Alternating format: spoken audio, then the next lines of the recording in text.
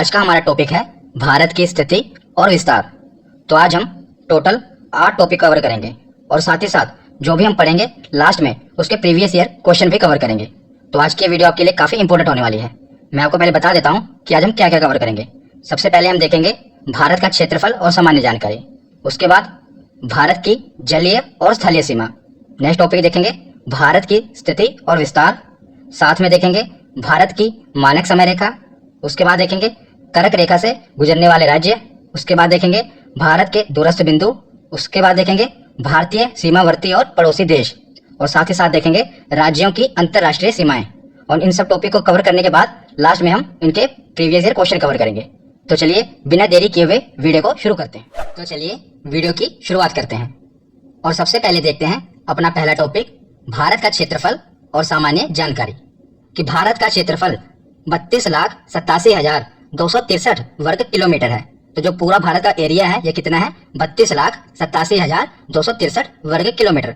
कई बार एग्जाम में पूछा गया है तो ये संख्या आपको याद रखनी है। तो इस संख्या को आपको याद रखने में आसानी कैसे होगी मैं आपको बताता हूँ। तो जो ये पूरी संख्या आप देख रहे हैं ये 3 से शुरू हो रही है और 3 से ही खत्म हो रही है।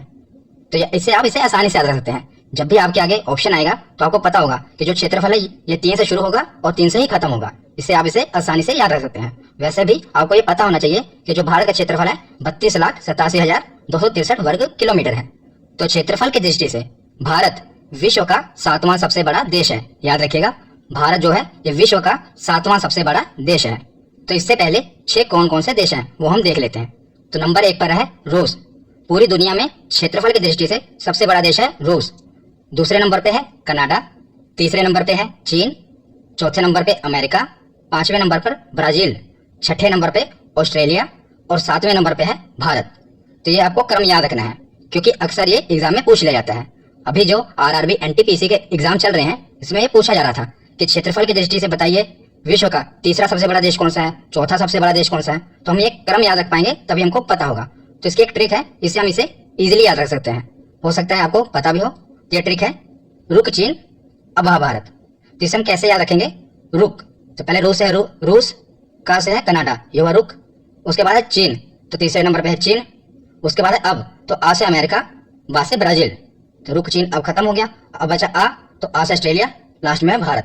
रुक चीन अब आ भारत। तो ये आप पूरे के पूरे 7 देश इससे याद कर सकते हैं। तो हमने क्षेत्रफल के हिसाब से तो देख लिया। अब देखते हैं जनसंख्या के हिसाब से। तो जनसंख्या की दृष्टि से भारत विश्व का दूसरा सबसे बड़ा देश है। क्षेत्रफल की दृष्टि से 7वां देश बड़ा देश है और जनसंख्या की दृष्टि से दूसरा सबसे बड़ा देश है। नंबर 1 पे कौन है? तो सबसे ज्यादा जनसंख्या कहाँ पर है? चीन में। दूसरे नंबर पे है भारत और तीसरे नंबर पे है संयुक्त राज्य अमेरिका। ये तीनों आपको याद रखने हैं। तो उसके बाद हम देखते हैं भारत का विस्तार।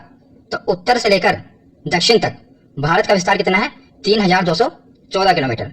और पूर्व से लेकर पश्चिम तक भारत का विस्तार कितना है? तो 2,933 किलोमीटर। ये दोनों आपको याद रखने हैं। उत्तर से दक्षिण तक 3,214 किलोमीटर और पूर्व से पश्चिम तक 2,933 किलोमीटर। तो भारत का क्षेत्रफल संपूर्ण विश्व के क्षेत्रफल का 2.42% है। याद रखिएगा कि पूरी दुनिया के क्षेत्रफल का जो भारत का क्षेत्रफल है पूरी दुनिया के हिसाब से वो 2.42% है। और इसकी जनसंख्या जो है वो विश्व की जनसंख्या का 17.5% है। जो हमारे पास एरिया है ये पूरी दुनिया का एरिया का 2.42% है, पर जो जनसंख्या है ये 17.5% है। और ये जो जनसंख्या है ये 2011 की जनगणना के अनुसार है। हो सकता है अब जब जनगणना होगी तो ये बढ़ भी सकती है। तो इतना कुछ आपको जानना है भारत के क्षेत्रफल से। उसके बाद हम देखते हैं भारत की जलीय और स्थलीय सीमा। तो भारत की स्थलीय सीमा है 15,200 किलोमीटर। याद रखिएगा भारत की स्थलीय सीमा कितनी है? 15,200 किलोमीटर। तो ये स्थलीय सीमा कौन सी है? ये जो टोटल जो हमारे भारत की जो मुख्य भूमि से जुड़े हुए देश हैं उनकी जो हमारी स्थलीय सीमा लगती है वो है 15,200 किलोमीटर। तो भारत की मुख्य भूमि की जलीय भाग की लंबाई कितनी है? तो जो हमारी जलीय सीमा है जो ये वाली सीमा है समुद्र के साथ लगती है, ये कितनी है?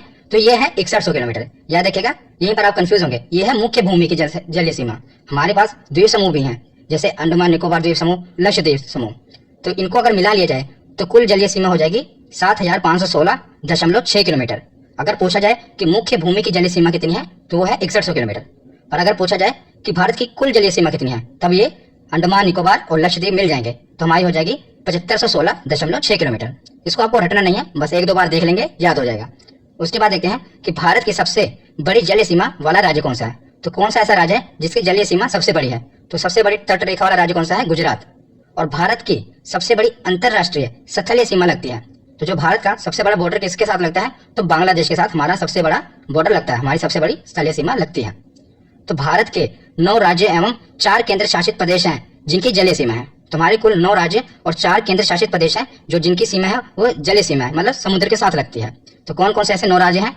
गुजरात, महाराष्ट्र, आपको अगर नक्शा याद होगा तो आपको पता ही लग जाएगा। देखिए गुजरात लगता है, उसके बाद महाराष्ट्र 2 हो गया, गोवा है ये भी समुद्र के साथ लगता है 3, उसके बाद कर्नाटक 4, केरल 5, अब इधर आइए तमिलनाडु 6, आंध्र प्रदेश 7, उड़ीसा 8, बचा पश्चिम बंगाल 9। तो 9 राज्य हो गए ना, ये समुद्र के साथ लगते हैं। अगर पूछा जाए कि कितने केंद्र शासित प्रदेश हैं, तो 4 केंद्र शासित प्रदेश हैं जिनकी जलीय सीमा लगती है। वो कौन कौन से हैं? तो अंडमान निकोबार, लक्षद्वीप, पुदुचेरी, दमन द्वीप, ये जो है ये 4 केंद्र शासित प्रदेश हैं जिनकी जलीय सीमा लगती है, और 9 राज्य हैं जिनकी जलीय सीमा लगती है। तो नेक्स्ट टॉपिक हम देखते हैं अपना भारत की स्थिति और विस्तार। तो जैसा कि आप ये देख रहे हैं, यह है ग्लोब, इसके ऊपर कुछ काल्पनिक रेखाएं खींची गई हैं इस प्रकार, कुछ वर्टिकल रेखाएं हैं, कुछ हॉरिजॉन्टल रेखाएं हैं। तो ये वैसे तो पृथ्वी पर कोई रेखा नहीं है, पर वैज्ञानिकों ने कुछ ग्लोब पर काल्पनिक रेखाएं खींची हैं। इसका भी अपना एक महत्व है, मैं आपको बाद में बताऊंगा। तो जो हॉरिजॉन्टल रेखा है इस प्रकार, उसे हम कहते हैं अक्षांश रेखाएं, और जो वर्टिकल रेखाएं हैं मतलब सीधी रेखाएं हैं, उन्हें हम कहते हैं देशांतर रेखाएं। तो आप जो पृथ्वी के बिल्कुल मध्य में, मतलब कि ग्लोब के जो पूरी मध्य में आप देख रहे हैं 0 डिग्री पर, यह है भूमध्य रेखा, जिसे हम इंग्लिश में कहते हैं इक्वेटर। और 23.5 डिग्री नॉर्थ में उत्तर में है कर्क रेखा, और 23.5 डिग्री नीचे साउथ में है मकर रेखा। तो 3 रेखा आपको पता होना चाहिए। जो बीचों बीच है यह है भूमध्य रेखा, और जो 23.5 डिग्री ऊपर है यह है कर्क रेखा, और 23.5 डिग्री नीचे है मकर रेखा। तो भूमध्य रेखा के समांतर खींची गई काल्पनिक रेखाएं अक्षांश रेखाएं कहलाएंगी। तो मैंने आपको बताया था बीच में है भूमध्य रेखा, ये है। तो इसके समांतर जितनी भी रेखाएं खींची गई हैं वो सारी कहलाएंगी अक्षांश रेखाएं, मतलब कि हॉरिजॉन्टल जितनी भी लाइन है वो सभी अक्षांश रेखाएं कहलाएंगे। और इंग्लिश में इसे कहेंगे लैटिट्यूड लाइन। तो और आसान है इंग्लिश में याद करना, जो लेटी हुई लाइनें हैं इन्हें लैटिट्यूड लाइन कहेंगे। उसके बाद देखते हैं कि उत्तरी ध्रुव और दक्षिणी ध्रुव को मिलाने वाली काल्पनिक रेखाएं देशांतर रेखाएं कहलाएंगी। तो जिस प्रकार बीचों बीच अक्षांश रेखा 0 डिग्री पर है, इसे भूमध्य रेखा कहते हैं, उसी प्रकार देशांतर रेखा भी 0 डिग्री पर है, इसे हम कहेंगे ये उत्तरी ध्रुव है, आपको पता है, और यह दक्षिणी ध्रुव। तो उत्तरी ध्रुव और दक्षिणी ध्रुव को मिलाने वाली जो काल्पनिक रेखाएं इस प्रकार खींची गई हैं उन्हें हम कहेंगे देशांतर रेखाएं। ये उत्तरी ध्रुव को और दक्षिणी ध्रुव से मिलाते हैं, काल्पनिक रेखाएं हैं, इन्हें देशांतर रेखाएं कहते हैं। इंग्लिश में कहते हैं लॉन्गिट्यूड लाइन्स। तो जो भारत है, भारत की हमारी स्थिति कहाँ पर है ग्लोब में? तो ये उत्तरी गोलार्ध और पूर्वी देशांतर में स्थित है। कैसे, मैं आपको बताता हूँ। तो जैसे ये भूमध्य रेखा है, इसके ऊपर जो भी देश है ये है उत्तरी गोलार्ध में, और जो नीचे इसके देश हैं ये है दक्षिणी गोलार्ध में। मतलब ये पृथ्वी को समझ लो 2 भागों में बांट रही है, एक उत्तरी गोलार्ध और दक्षिणी गोलार्ध। उसी प्रकार जो ये 0 डिग्री की देशांतर रेखा है ये भी 2 भागों में बांटती है। जो इसके इस तरफ है इसे कहेंगे पूर्वी देशांतर, और जो इस तरफ के देश हैं इन्हें हम कहेंगे पश्चिमी देशांतर। मतलब कि ये पूर्वी देशांतर वाले देश हो जाएंगे और ये पश्चिमी देशांतर वाले देश हो जाएंगे। तो हमारा भारत कहाँ पर है? तो हमारा भारत है, आप ये देख रहे हैं, ये है भारत। तो ये देखिए आप इक्वेटर के ऊपर है तो उत्तरी गोलार्ध में हुआ, और देशांतर के पूर्व में है तो पूर्वी देशांतर में हुआ। तो जो भारत है ये उत्तरी गोलार्ध और पूर्वी देशांतर में स्थित है। आशा करता हूँ आपको इससे समझ आया होगा। तो उसके बाद हम देखते हैं कि जो भारत की स्थिति है, हमने पढ़ा कि अक्षांश रेखाएं और देशांतर रेखाएं हैं। ये पूरे ग्लोब पर काल्पनिक रेखाएं खींची गई हैं, तो भारत के ऊपर से भी कुछ अक्षांश रेखाएं और देशांतर रेखाएं गुजरेंगी, बिल्कुल गुजरेंगे। तो जो भारत की स्थिति है कि भारत किन अक्षांश रेखाओं और देशांतर रेखाओं के मध्य में है, ये कई बार एग्जाम में पूछा गया है, ये अब हम देखते हैं।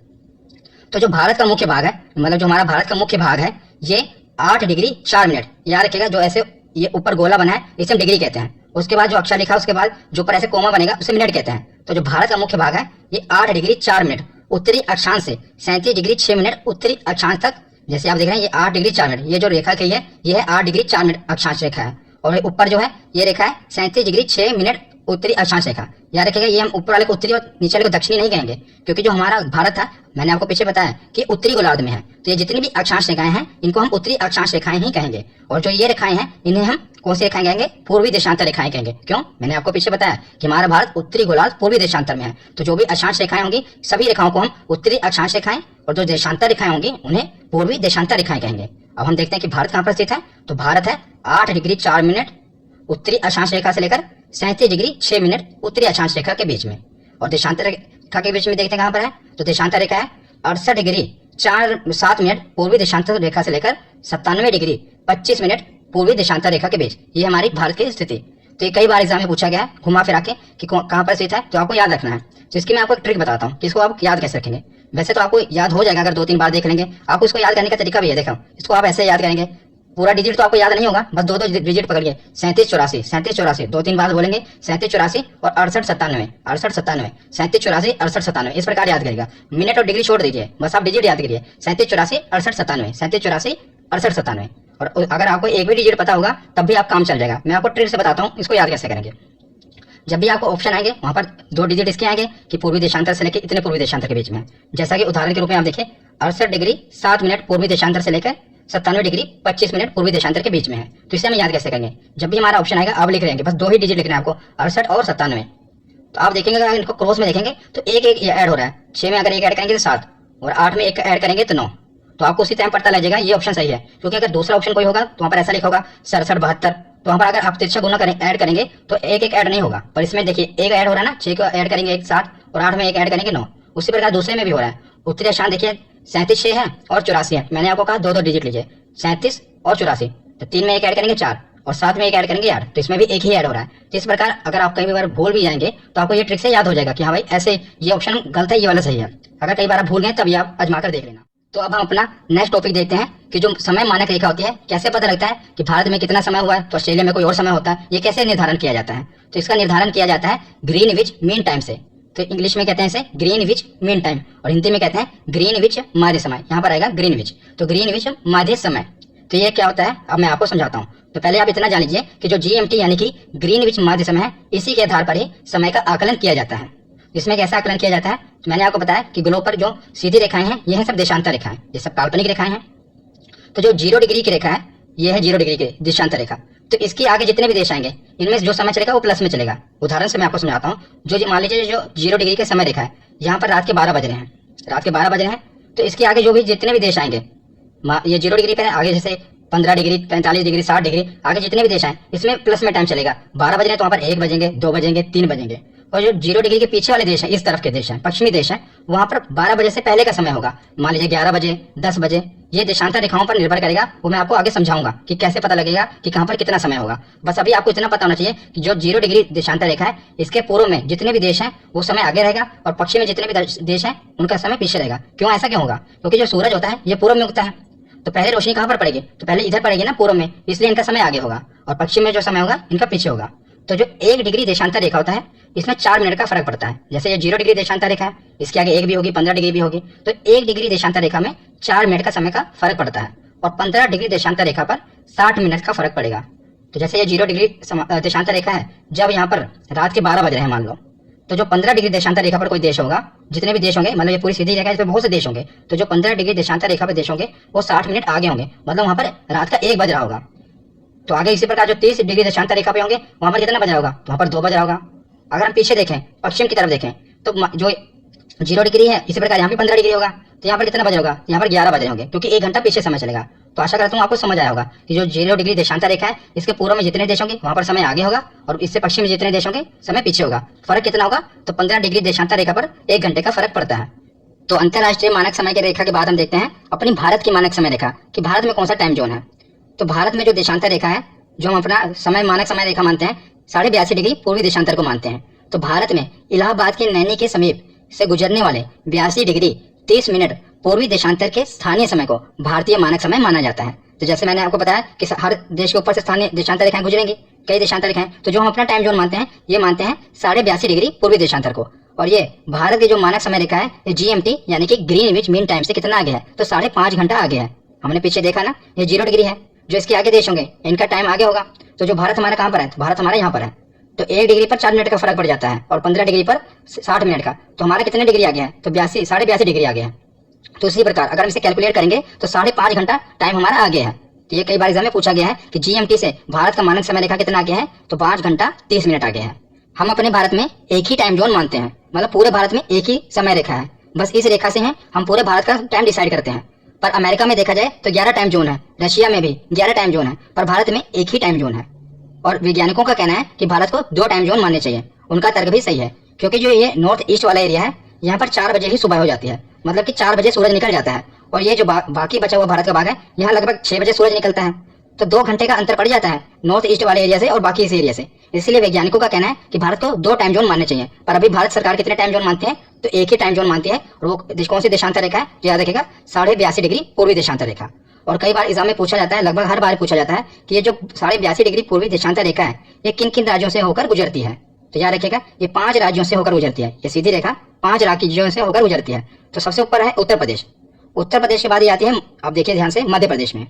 मध्य प्रदेश के बाद ये आती है छत्तीसगढ़ में, छत्तीसगढ़ के बाद उड़ीसा, और उड़ीसा के बाद आंध्र प्रदेश। तो यहाँ से 82.5 डिग्री की पूर्वी देशांतर रेखाएं होकर गुजरती हैं। एक बार और देख लीजिए, सबसे ऊपर है उत्तर प्रदेश। अब अपने दिमाग में नक्शे को रखिए, उत्तर प्रदेश के नीचे मध्य प्रदेश, मध्य प्रदेश के नीचे छत्तीसगढ़, छत्तीसगढ़ के नीचे उड़ीसा का कुछ भाग, और उड़ीसा के बाद आंध्र प्रदेश। तो ये 5 राज्यों से होकर भारत की मानक समय रेखा गुजरती है। तो आशा करता हूँ आपको क्लियर हो गया होगा।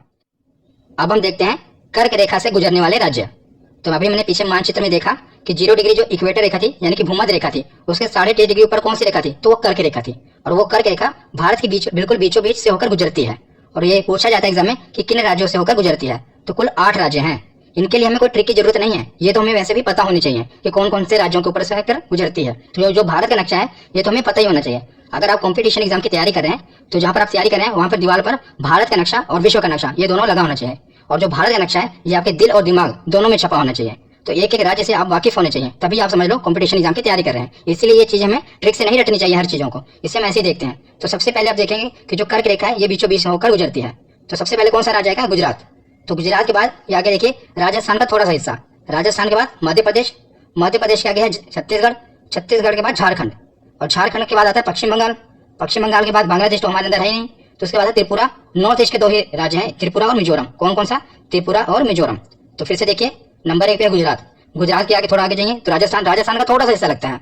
तो राजस्थान का यही अक्सर हम भूल जाते हैं राजस्थान को ही, क्योंकि इसका थोड़ा सा हिस्सा लगता है। तो राजस्थान के बीचों बीच से जा रही है तो मध्य प्रदेश तो होगा ही होगा, क्योंकि बीचों बीच भी है मध्य प्रदेश। उसके बाद छत्तीसगढ़, छत्तीसगढ़ के आगे थोड़ा सा झारखंड, झारखंड के बाद पश्चिम बंगाल, और पश्चिम बंगाल के बाद त्रिपुरा, और लास्ट में है मिजोरम। त्रिपुरा और मिजोरम ये कर्क रेखा से गुजरने वाले राज्य हैं। तो कितने राज्य हैं, तो 8 राज्य हैं। देखते हैं भारत के दूरस्थ बिंदु, बहुत इंपोर्टेंट है, याद रखिएगा, बहुत बार एग्जाम में पूछा गया है। अभी हम क्वेश्चन में भी इसको देखेंगे, इसलिए ध्यान से देखिएगा। तो इसमें पूछा जाता है कि भारत का सबसे उत्तरी छोर कौन सा है, दक्षिणी छोर कौन सा है। तो भारत का सबसे उत्तरी छोर यानी कि उत्तरी बिंदु कौन सा है, तो ये है इंदिरा कोल। ये सियाचिन में है, पहले जम्मू कश्मीर के अंदर था, अब जो सियाचिन है ये लद्दाख के अंदर है। तो सबसे उत्तरी बिंदु कौन सा है भारत का, इंदिरा कोल। और दक्षिणी बिंदु कौन सा है, तो इंदिरा पॉइंट, जो अंडमान और निकोबार द्वीप समूह है उसका जो निकोबार द्वीप समूह है उसी में है इंदिरा पॉइंट। तो उत्तरी इंदिरा कोल से दक्षिणी खत्म हुआ इंदिरा पॉइंट में। सबसे पश्चिमी बिंदु भारत का कौन सा है, तो यह है सरक्रीक, गुजरात में है सरक्रीक। और सबसे पूर्वी बिंदु है, तो इसमें याद रखिएगा 2 हैं, एक किबिथु और वलांगू। कई बार एग्जाम में किबिथु ऑप्शन में दिया होता है तो आप किबिथु को लगाएंगे, और जब एग्जाम में वलांगू ऑप्शन में दिया होगा तो वलांगू को लगाएंगे। इनमें विवाद है, पर ज्यादातर वलांगू सही है क्योंकि ये आगे है, पर किबिथु भी एग्जाम में पूछ लिया जाता है। तो किबिथु और वलांगू ये दोनों आप याद रखेगा। ये है पूर्वी, ये अरुणाचल प्रदेश में है। तो उत्तरी बिंदु है इंदिरा कोल, दक्षिणी है इंदिरा पॉइंट, पश्चिमी सरक्रीक, और पूर्वी किबिथु और वलांगू। उसके बाद हमारा नेक्स्ट टॉपिक है भारतीय सीमावर्ती और पड़ोसी देश। तो सीमावर्ती देश कौन से होते हैं और पड़ोसी देश कौन से होते हैं। तो सीमावर्ती देश वो हैं जिनसे भारत का बॉर्डर लगता है, मतलब जो भारत की मुख्य भूमि है, भारत की स्थलीय सीमा, याद रखेगा, जिनसे भारत की स्थलीय सीमा लगती है, जिनसे भारत की स्थलीय सीमा लगती है उन्हें सीमावर्ती देश कहते हैं। तो कौन कौन से हैं, पाकिस्तान, अफगानिस्तान, चीन, नेपाल, भूटान, बांग्लादेश और म्यांमार। इनसे भारत की स्थलीय यानी कि सीमा लगती है, बॉर्डर लगता है, तो ये सीमावर्ती देश है। पर पड़ोसी देश कौन कौन से हैं, तो पड़ोसी देश है 9। जब बात है सीमावर्ती देश की तो वो है 7, और जब बात है भारत के पड़ोसी देशों की तो वो है 9। तो 2 और इंक्लूड हो जाएंगे। सीमावर्ती देश तो रहेंगे साथ में श्रीलंका और मालदीव, ये जो नीचे आप देख रहे हैं, इनसे भारत की समुद्री सीमा लगती है ना, श्रीलंका और मालदीव से, तो ये भी तो भारत के पड़ोसी देश हैं। तो याद रखिएगा जब पड़ोसी देश पूछा जाए तो 9 है, पर सीमावर्ती देश है 7। और भारत की सबसे लंबी स्थलीय सीमा किससे लगती है, तो बांग्लादेश से लगती है। कितनी, 4096 किलोमीटर। और भारत की सबसे कम सीमा किसके साथ लगती है, तो अफगानिस्तान के साथ लगती है, सिर्फ 106 किलोमीटर की। ये दोनों याद रखिएगा। तो हमने सीमावर्ती देश और पड़ोसी देश देख लिए। अब हम देखते हैं राज्यों की अंतरराष्ट्रीय सीमाएं। काफी इंपॉर्टेंट टॉपिक है ये भी, और एग्जाम में बहुत बार पूछा जाता है कि पाकिस्तान से, भूटान से हमारे कौन कौन से राज्य लगते हैं, हम वो भी अब देखते हैं। तो सबसे पहले हम देखते हैं पाकिस्तान, कि पाकिस्तान के साथ हमारे कौन कौन से राज्य लगते हैं। अब इसके लिए कोई ट्रिक आप मत पूछना, क्योंकि मैंने आपको कहा है कि जो भारत का नक्शा है ये तो आपके दिल और दिमाग में छपा होना चाहिए। तो इससे आपको आसानी रहेगी, क्योंकि हर चीजें आप ट्रिक से नहीं याद कर सकते, और कितनी ट्रिक आप याद करेंगे। तो पहले हम देखते हैं पाकिस्तान के साथ कौन कौन से हमारे राज्य लगते हैं। तो ये इधर है पाकिस्तान, आप देख रहे हैं। तो सबसे ऊपर है लद्दाख, पहले सिर्फ जम्मू कश्मीर हुआ करता था, अब याद रखिएगा अब लद्दाख भी है। तो लद्दाख दूसरे नंबर पे है, आप देख रहे हैं जम्मू कश्मीर। उसके बाद आप देख रहे होंगे ये पंजाब का एरिया लग रहा है, साथ में राजस्थान है और गुजरात है। ये तो आसानी है ना, लद्दाख सबसे ऊपर, दूसरे नंबर पे आकर आप दिमाग में देखेंगे, नक्शे को रखेंगे तो जम्मू कश्मीर है, तीसरे नंबर पे पंजाब, चौथे नंबर पे राजस्थान और 5वें नंबर पे गुजरात। तो 5 राज्यों की सीमा लगती है किसके साथ, पाकिस्तान के साथ। तो पाकिस्तान के बाद हम देखते हैं बांग्लादेश। तो बांग्लादेश के साथ भी हमारे 5 राज्यों की सीमा लगती है। तो कौन कौन से, तो इधर आप देखिए ये है पूरा बांग्लादेश। तो बांग्लादेश है, तो पश्चिम बंगाल से अलग हुआ, तो पश्चिम बंगाल तो हो गई, एक तो वो हो गया। और उसके ऊपर आप देख रहे हैं मेघालय, मेघालय से बारिश होती है ऊपर, तो ऊपर तो मेघालय है, 2 ये हो गए। तीसरे नंबर पे असम, त्रिपुरा और मिजोरम, 3 ये हैं। तो कौन कौन से हैं, असम, त्रिपुरा, मिजोरम, 3 नॉर्थ ईस्ट के, और ऊपर मेघालय तो है ही है, बारिश करा रहा है, पश्चिम बंगाल भी है क्योंकि उससे तो अलग ही हुआ है। तो ये 5 हो गया, असम, मेघालय, मिजोरम, त्रिपुरा और पश्चिम बंगाल। पर ज्यादातर एग्जाम में क्वेश्चन कौन सा बन रहा है, मैंने अभी क्वेश्चन जब एनालाइज किया तो ज्यादातर ये क्वेश्चन बन रहा है, ये नहीं बन रहा है कि कौन कौन से लगते हैं, बल्कि ये बन रहा है कि कौन सी सीमा नहीं लगती। तो याद रखिएगा, नागालैंड और मणिपुर ये जो 2 राज्य हैं, इनसे बांग्लादेश के साथ सीमा नहीं लगती। कौन कौन से 2 राज्य हैं? नागालैंड और मणिपुर के साथ बांग्लादेश की सीमा नहीं लगती। हमने पढ़ लिया ना, इनके साथ सीमा लगती है, पर नागालैंड और मणिपुर के साथ सीमा नहीं लगती। एग्जाम में कई बार पूछा जा रहा है और बार बार यही 2 ऑप्शन ज्यादातर होते हैं, इसीलिए मैंने इन्हें अलग से कवर कर दिया। और ये बार बार पूछ रहे हैं तो इसकी मैं आपको ट्रिक बताता हूँ। तो इसकी आप ट्रिक कैसे याद रखेंगे कि नागालैंड और मणिपुर की सीमा बांग्लादेश से नहीं लगती।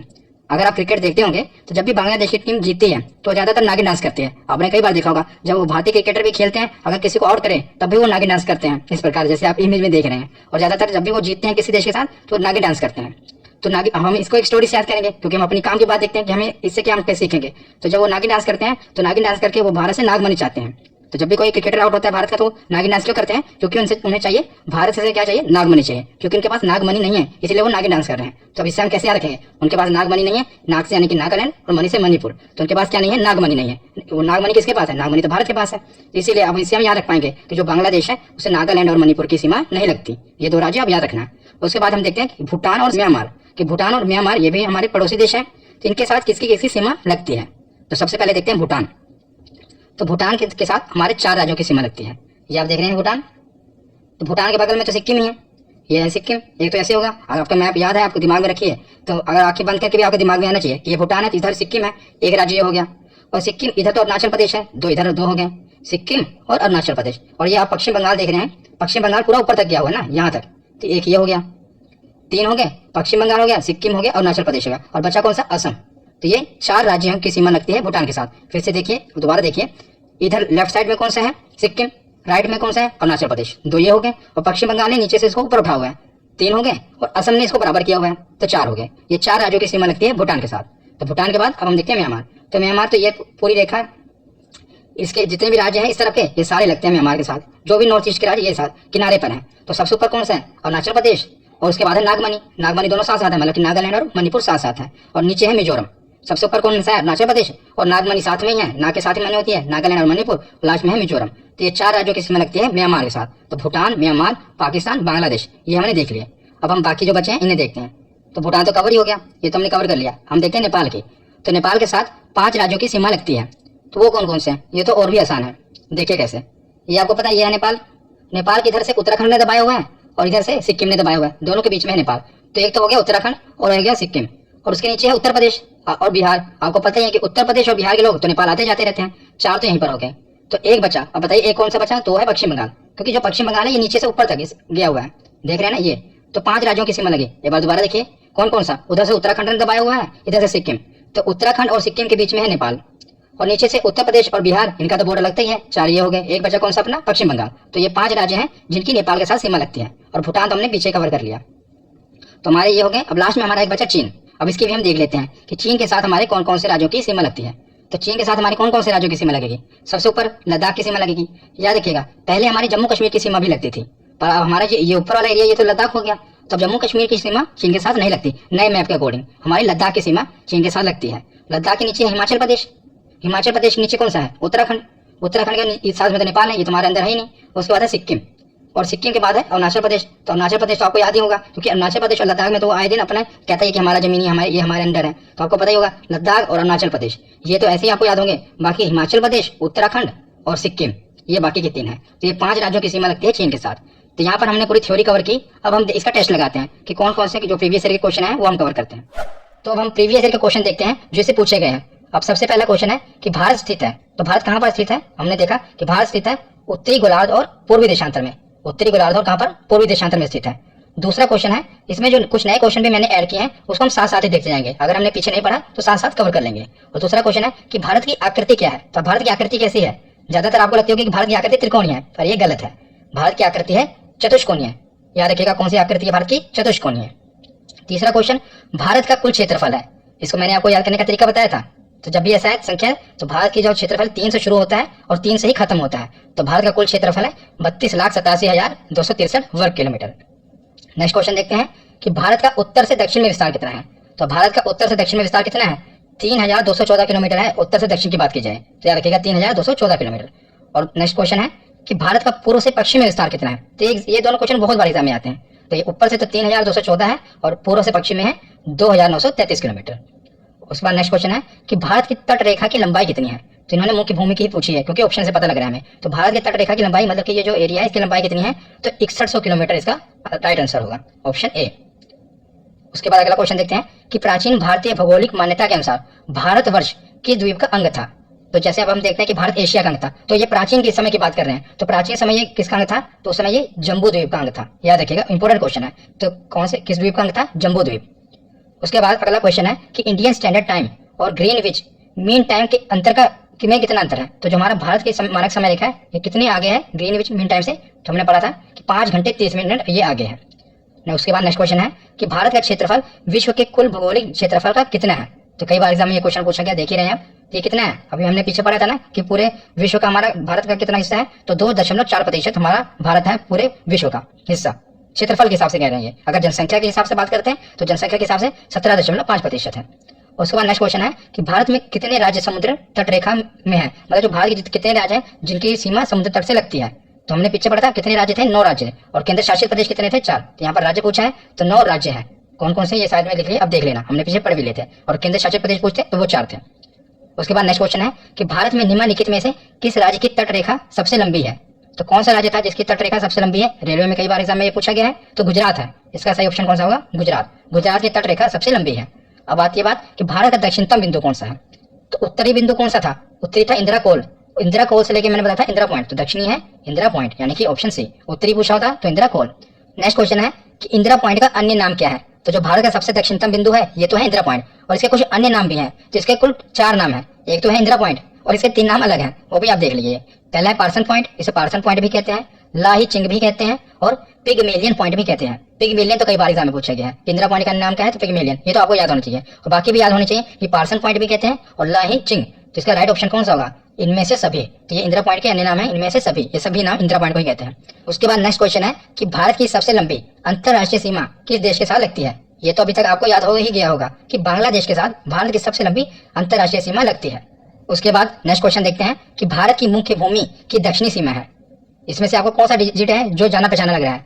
अगर आपने वीडियो को ध्यान से सुना होगा तो 8 डिग्री 4 मिनट उत्तरी अक्षांश, ये इसका राइट आंसर होगा। हमने पीछे ट्रिक से भी देखा था कि ऊपर से मैंने कहा था 2 डिजिट याद रखना। जैसे एक डिजिट मिल गया आपको 84, 4 में से एक कम किया 3 और 8 में से कम किया 7। हमने यहाँ पर जोड़ा था ना, तो 7 में एक जोड़ेंगे 8 और 3 में एक जोड़ेंगे 4, तो ऊपर था 37 और नीचे था 84। तो इसका राइट आंसर कौन सा है, 84, मतलब कि 8 डिग्री और 4 मिनट उत्तरी अक्षांश। नेक्स्ट क्वेश्चन है भारतीय मानक समय आधारित है। ये पूछना है कि कितनी देशांतर रेखा जो भारत के ऊपर से गुजरी है, जो हम अपना टाइम जोन मानते हैं।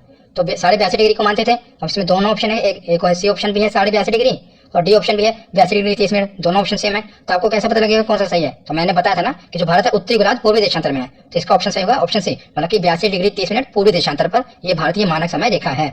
उसके बाद नेक्स्ट क्वेश्चन है बांग्लादेश से किस राज्य की सीमा नहीं लगती। तो मैंने आपको बताया था कि काफी इंपॉर्टेंट क्वेश्चन है। यही क्वेश्चन पूछा जाता है कि किस राज्य की सीमा नहीं लगती। तो उस समय मैंने आपको ट्रिक से बताया था कि बांग्लादेशी खिलाड़ी नागिन डांस कर रहे हैं। क्या किस लिए नागिन डांस कर रहे हैं, क्योंकि उन्हें भारत से क्या चाहिए, नागमणि चाहिए। उनके पास नागमणि नहीं है, तो यहाँ पर नागालैंड नहीं है, आंसर कौन सा है, मणिपुर है। तो ये मणिपुर सही होगा। तो जो मणिपुर है इसकी सीमा बांग्लादेश से नहीं लगती। उसके बाद कुछ 3 क्वेश्चन बचे हैं, ये भी हम देख लेते हैं कि निम्नलिखित में से किस राज्य से होकर कर्क रेखा नहीं गुजरती। तो कर्क रेखा किस राज्य से नहीं गुजरती, तो उत्तर प्रदेश से नहीं गुजरती, क्योंकि जो मध्य प्रदेश है उसके ऊपर है उत्तर प्रदेश, तो यहाँ से कर्क रेखा गुजरती हो, उत्तर प्रदेश से नहीं गुजरती। तो इसका राइट आंसर होगा उत्तर प्रदेश। अगला क्वेश्चन है कि क्षेत्रफल की दृष्टि से विश्व का तीसरा सबसे बड़ा देश कौन सा है। तो तीसरा सबसे बड़ा देश कौन सा है, तो चीन। हम अपने ट्रिक से याद किया था ना, राइट आंसर होगा चीन। रुक चीन, रुक से रूस, उसके बाद का से कनाडा, ये पहला और दूसरा हो गया। उसके बाद चीन, तो तीसरे नंबर पे था चीन। यह भी एनटीपीसी में पूछा गया था, इसलिए मैंने इसे इंक्लूड किया है। उसके बाद लास्ट क्वेश्चन है कि भारत का सबसे पश्चिमी भाग कौन सा है। तो सबसे पश्चिमी भाग कौन सा है, तो सर क्रीक है, ये सबसे पश्चिमी भाग है। इसका राइट आंसर होगा ऑप्शन सी। सबसे उत्तरी पूछा जाए तो इंदिरा कोल, दक्षिणी इंदिरा पॉइंट और पूर्वी वालंगू।